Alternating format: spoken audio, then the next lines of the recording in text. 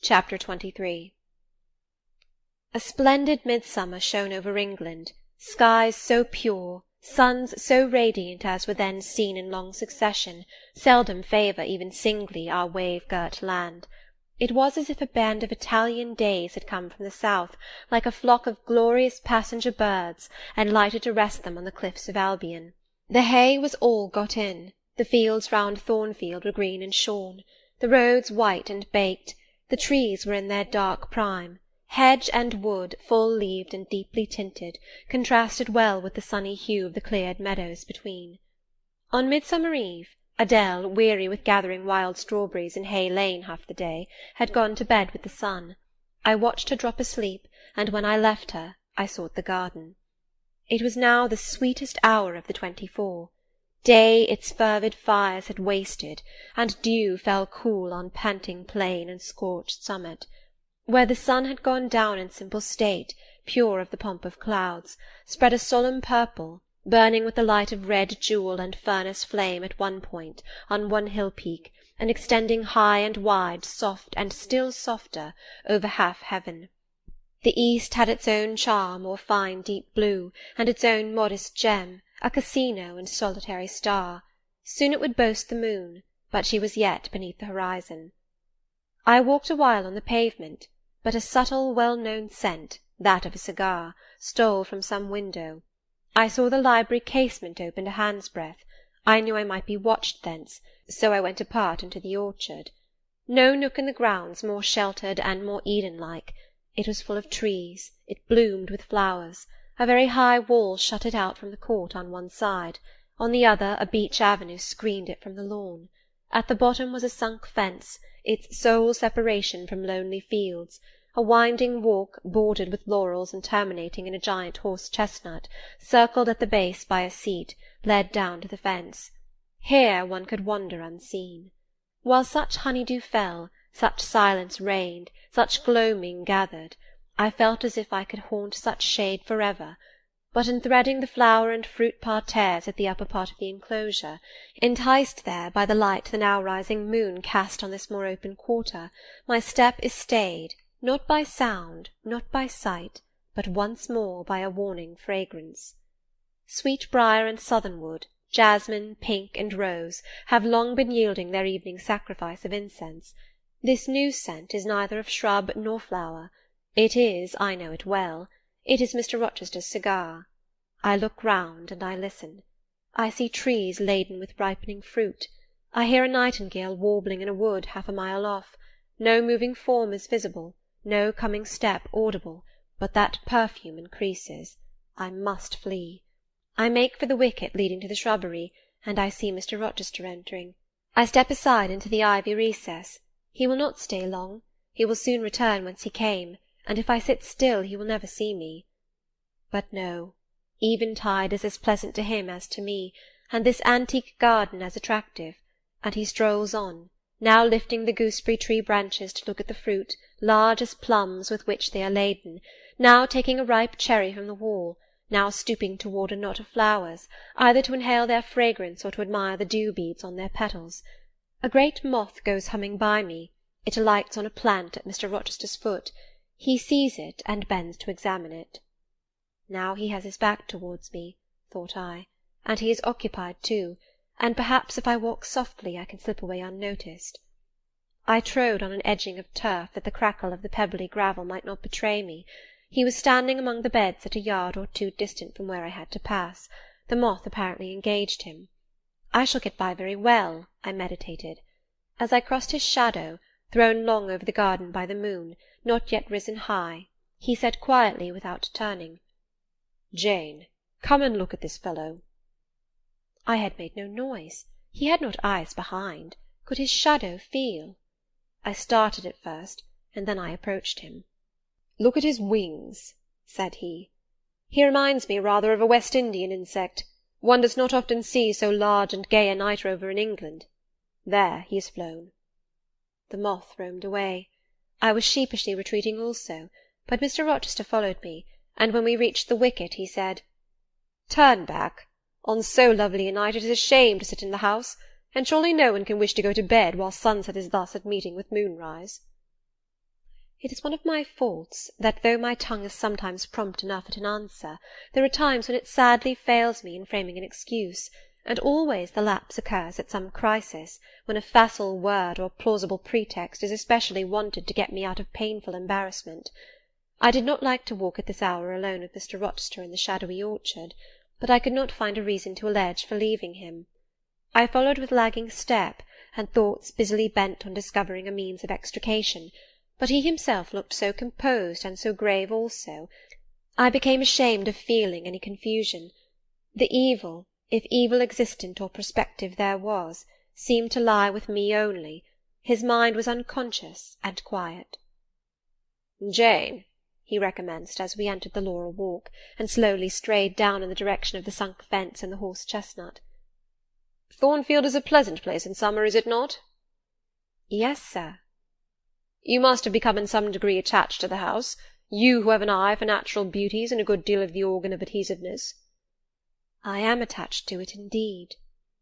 "And though I don't comprehend how it is, I perceive you have acquired a degree of regard for that foolish little child Adele, too, and even for simple Dame Fairfax." "Yes, sir. In different ways I have an affection for both." "And would be sorry to part with them?" "Yes." "Pity," he said, and sighed and paused. "It is always the way of events in this life," he continued presently. "No sooner have you got settled in a pleasing resting-place than a voice calls out to you to rise and move on, for the hour of repose is expired." "Must I move on, sir?" I asked. "Must I leave Thornfield?" "I believe you must, Jane. I am sorry, Janet, but I believe indeed you must."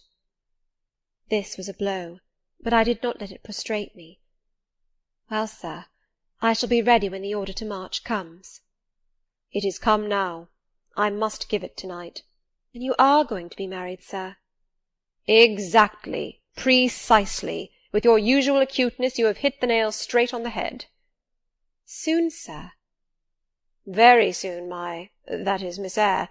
And you'll remember, Jane, that the first time I, or rumour, plainly intimated to you that it was my intention to put my old bachelor's neck into the sacred noose, to enter into the holy estate of matrimony, to take Miss Ingram to my bosom, in short.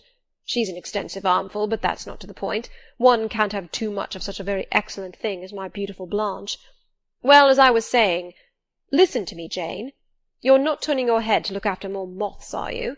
That was only a lady clock, child, flying away home. I wish to remind you that it was you who first said to me, with that discretion I respect in you, with that foresight, prudence, and humility which befit your responsible and dependent position, that in case I married Miss Ingram, both you and little Adele had better trot forthwith. I pass over the sort of slur conveyed in this suggestion on the character of my beloved. Indeed, when you are far away, Janet, I'll try to forget it. I shall notice only its wisdom, which is such that I have made it my law of action. Adele must go to school, and you, Miss Eyre, must get a new situation." "Yes, sir, I will advertise immediately, and meantime, I suppose— I was going to say, I suppose I may stay here, till I find another shelter to betake myself to. But I stopped, feeling it would not do to risk a long sentence, for my voice was not quite under command. "In about a month I hope to be a bridegroom," continued Mr. Rochester, "and in the interim I shall myself look out for employment, and an asylum for you." "Thank you, sir. I am sorry to give—" "Oh, no need to apologize. I consider that when the dependent does her duty as well as you have done yours, she has a sort of claim upon her employer for any little assistance he can conveniently render her. Indeed, I have already, through my future mother-in-law, heard of a place that I think will suit. It is to undertake the education of the 5 daughters of Mrs. Dionysius O'Gall of Bitternut Lodge, Connaught, Ireland. You'll like Ireland, I think. There's such warm-hearted people there, they say." "It is a long way off, sir." "No matter. A girl of your sense will not object to the voyage or the distance." "Not the voyage, but the distance. And then the sea is a barrier." "From what, Jane?" "From England, and from Thornfield, and—" "Well?" "From you, sir." I said this almost involuntarily, and with as little sanction of free will. My tears gushed out. I did not cry so as to be heard, however. I avoided sobbing. The thought of Mrs. O'Gaull and Bitternut Lodge struck cold to my heart, and colder the thought of all the brine and foam, destined, as it seemed, to rush between me and the master at whose side I now walked, and coldest the remembrance of the wider ocean. Wealth, caste, custom intervened between me and what I naturally and inevitably loved. "It is a long way," I again said. "It is, to be sure. And when you get to Bitternut Lodge, Connaught, Ireland, I shall never see you again, Jane. That's morally certain. I never go over to Ireland, not having myself much of a fancy for the country. We have been good friends, Jane, have we not?" "Yes, sir." "And when friends are on the eve of separation, they like to spend the little time that remains to them close to each other. Come, we'll talk over the voyage and the parting quietly half an hour or so, while the stars enter into their shining life up in heaven yonder. Here is the chestnut tree, here is the bench at its old roots. Come, we will sit there in peace to-night, though we should never more be destined to sit there together." He seated me and himself. "It is a long way to Ireland, Janet, and I am sorry to send my little friend on such weary travels, but if I can't do better, how is it to be helped? Are you anything akin to me, do you think, Jane?" I could risk no sort of answer by this time. My heart was still. "Because," he said, "I sometimes have a queer feeling with regard to you, especially when you are near me, as now. It is as if I had a string somewhere under my left ribs, tightly and inextricably knotted to a similar string situated in the corresponding quarter of your little frame, and if that boisterous channel, and 200 miles or so of land, come broad between us, I am afraid that cord of communion will be snapped, and then I've a nervous notion I should take to bleeding inwardly. As for you, you'd forget me." "That I never should, sir. You know—" Impossible to proceed. "Jane, do you hear that nightingale singing in the wood? Listen." In listening, I sobbed convulsively, for I could repress what I endured no longer. I was obliged to yield, and I was shaken from head to foot with acute distress. When I did speak, it was only to express an impetuous wish that I had never been born, or never come to Thornfield. "Because you are sorry to leave it?" The vehemence of emotion, stirred by grief and love within me, was claiming mastery, and struggling for full sway, and asserting a right to predominate, to overcome, to live, rise, and reign at last, yes, and to speak. I grieve to leave Thornfield. I love Thornfield. I love it because I have lived in it a full and delightful life, momentarily at least. I have not been trampled on. I have not been petrified. I have not been buried with inferior minds and excluded from every glimpse of communion with what is bright and energetic and high. I have talked face to face with what I reverence, with what I delight in, with an original, a vigorous, and expanded mind. I have known you, Mr. Rochester, and it strikes me with terror and anguish to feel I absolutely must be torn from you for ever. I see the necessity of departure, and it is like looking on the necessity of death." "Where do you see the necessity?" he asked suddenly. "Where? You, sir, have placed it before me." "In what shape?" "In the shape of Miss Ingram, a noble and beautiful woman, your bride." "My bride? What bride? I have no bride." "But you will have." "Yes, I will, I will." He set his teeth. "Then I must go. You have said it yourself." "No, you must stay. I swear it, and the oath shall be kept." "I tell you I must go," I retorted, roused to something like passion. "Do you think I can stay to become nothing to you?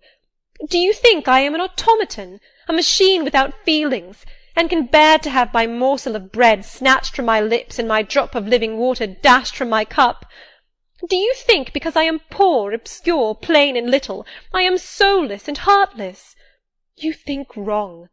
I have as much soul as you, and full as much heart, and if God had gifted me with some beauty and much wealth, I should have made it as hard for you to leave me as it is now for me to leave you. I am not talking to you now through the medium of custom, conventionalities, or even of mortal flesh. It is my spirit that addresses your spirit, just as if both had passed through the grave, and we stood at God's feet, equal, As we are. As we are, repeated Mr. Rochester. So, he added, enclosing me in his arms, gathering me to his breast, pressing his lips on my lips. So, Jane. Yes, so, sir, I rejoined, and yet not so, for you are a married man, or as good as a married man, and wed to one inferior to you, to one with whom you have no sympathy, whom I do not believe you truly love, for I have seen and heard you sneer at her. I would scorn such a union, therefore I am better than you. Let me go. Where, Jane? To Ireland? Yes, to Ireland. I have spoken my mind, and can go anywhere now. Jane, be still. Don't struggle so, like a wild, frantic bird that is rending its own plumage in its desperation. I am no bird, and no net ensnares me. I am a free human being with an independent will, which I now exert to leave you. Another effort set me at liberty, and I stood erect before him. And your will shall decide your destiny, he said. I offer you my hand, my heart, and a share of all my possessions. You play a farce, which I merely laugh at. I ask you to pass through life at my side, to be my second self and best earthly companion. For that fate you have already made your choice, and must abide by it. Jane, be still a few moments. You are over-excited. I will be still too. A waft of wind came sweeping down the laurel walk, and trembled through the boughs of the chestnut. It wandered away, away to an infinite distance. It died. The nightingale's song was then the only voice of the hour. In listening to it, I again wept. Mr. Rochester sat quiet, looking at me gently and seriously. Some time passed before he spoke. He at last said, "Come to my side, Jane, and let us explain and understand one another." "I will never again come to your side. I am torn away now, and cannot return." "But, Jane, I summon you as my wife. It is you only I intend to marry." I was silent. I thought he mocked me. "Come, Jane, come hither." "Your bride stands between us." He rose, and with a stride reached me. "My bride is here," he said, again drawing me to him, "because my equal is here, and my likeness. Jane, will you marry me?" Still I did not answer, and still I writhed myself from his grasp, for I was still incredulous. "Do you doubt me, Jane?" "Entirely." "You have no faith in me?" "Not a whit." "Am I a liar in your eyes?" he asked passionately. "Little sceptic, you shall be convinced. What love have I for Miss Ingram? None, and that you know. What love has she for me? None, as I have taken pains to prove. I caused a rumour to reach her that my fortune was not a third of what was supposed, and after that I presented myself to see the result. It was coldness both from her and her mother. I would not, I could not marry Miss Ingram. You strange, you almost unearthly thing, I love as my own flesh. You, poor and obscure and small and plain as you are, I entreat to accept me as a husband." "What? Me?" I ejaculated, beginning in his earnestness, and especially in his incivility, to credit his sincerity. "Me, who have not a friend in the world but you, if you are my friend, not a shilling but what you have given me." "You, Jane. I must have you for my own, entirely my own. Will you be mine? Say yes, quickly." "Mr. Rochester, let me look at your face. Turn to the moonlight." "Why?" "Because I want to read your countenance. Turn." "There. You will find it scarcely more legible than a crumpled, scratched page. Read on, only make haste, for I suffer." His face was very much agitated and very much flushed, and there were strong workings in the features and strange gleams in the eyes. "Oh, Jane, you torture me!" he exclaimed. "With that searching and yet faithful and generous look, you torture me." "How can I do that? If you are true and your offer real, my only feelings to you must be gratitude and devotion. They cannot torture." "Gratitude!" he ejaculated, and added wildly, "Jane, accept me quickly. Say, Edward, give me my name, Edward, I will marry you." "Are you in earnest? Do you truly love me? Do you sincerely wish me to be your wife?" "I do, and if an oath is necessary to satisfy you, I swear it." "Then, sir, I will marry you." "Edward, my little wife." "Dear Edward!" Come to me entirely now," said he, and added in his deepest tone, speaking in my ear as his cheek was laid on mine, "Make my happiness, I will make yours." "God pardon me," he subjoined ere long, "and man meddle not with me. I have her, and will hold her." "There is no one to meddle, sir. I have no kindred to interfere." "No, that is the best of it," he said. And if I had loved him less, I should have thought his accent and look of exultation savage. But sitting by him, roused from the nightmare of parting, called to the paradise of union, I thought only of the bliss given me to drink in so abundant a flow. Again and again he said, "Are you happy, Jane?" And again I answered, "Yes." After which he murmured, "It will atone, it will atone. Have I not found her friendless, cold, and comfortless? Will I not guard and cherish and solace her? Is there not love in my heart, and constancy in my resolves? It will expiate at God's tribunal. I know my Maker sanctions what I do. For the world's judgment I wash my hands thereof. For man's opinion I defy it." But what had befallen the night? The moon was not yet set, and we were all in shadow. I could scarcely see my master's face, near as I was. And what ailed the chestnut tree? It writhed and groaned, while wind roared in the laurel walk, and came sweeping over us. "We must go in," said Mr. Rochester. "The weather changes. I could have sat with thee till morning, Jane." And so, thought I, could I with you. I should have said so, perhaps, but a livid, vivid spark leapt out of a cloud at which I was looking, and there was a crack, a crash, and a close rattling peal, and I thought only of hiding my dazzled eyes against Mr. Rochester's shoulder. The rain rushed down. He hurried me up the walk, through the grounds, and into the house, but we were quite wet before we could pass the threshold. He was taking off my shawl in the hall, and shaking the water out of my loosened hair, when Mrs. Fairfax emerged from her room. I did not observe her at first, nor did Mr. Rochester. The lamp was lit. The clock was on the stroke of 12. "Hasten to take off your wet things," said he. "And before you go, good night. Good night, my darling." He kissed me repeatedly. When I looked up, on leaving his arms, there stood the widow, pale, grave, and amazed. I only smiled at her, and ran upstairs. Explanation will do for another time, thought I. Still, when I reached my chamber, I felt a pang at the idea she should even temporarily misconstrue what she had seen. But joy soon effaced every other feeling, and loud as the wind blew, near and deep as the thunder crashed, fierce and frequent as the lightning gleamed, cataract-like as the rain fell during a storm of 2 hours' duration, I experienced no fear and little awe. Mr. Rochester came thrice to my door in the course of it, to ask if I was safe and tranquil, and that was comfort, that was strength for anything. Before I left my bed in the morning, little Adele came running in to tell me that the great horse-chestnut at the bottom of the orchard had been struck by lightning in the night, and half of it split away.